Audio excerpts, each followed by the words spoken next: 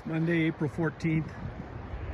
I'm down at the Chaffee Fremont County Line on the Arkansas River, a couple miles below Salida. The flows here are in the mid 300 CFS range. And if you look closely, you might be able to tell there's just the slightest tint to the water this morning. We had a really warm weekend, and despite all that, very little change in flows. I think a lot of the melt that may have happened over the last several days was simply absorbed into the soil. And certainly some of our ditches are starting to turn on and taking the top off of any sort of diurnal fluctuations. But as you can see, the river's still in spring mode, clear and pretty low. And the fishing is great. We had a lot of trips this weekend and folks did really well. We're seeing really strong midge hatches in the morning. Fish are really keyed onto those midge larvae through the morning hours.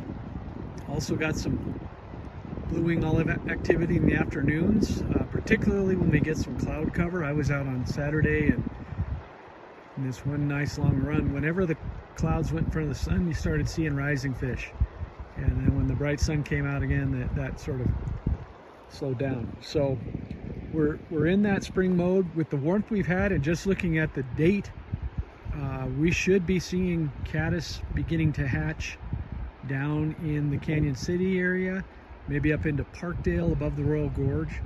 And over the next week, I would anticipate seeing caddis, active caddis, up into Texas Creek and maybe Cotopaxi.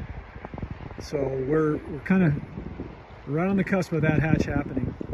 And we get information throughout the day, and we try to keep our website as current as possible with reports on where there's active bugs and the fish are starting to feed. But that's going to be the big story over the next 3 or 4 weeks here is the caddis hatch getting underway and fish really keying onto those bugs in the afternoon.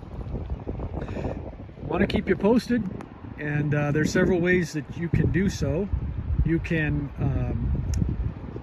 call us at 719-539-4223.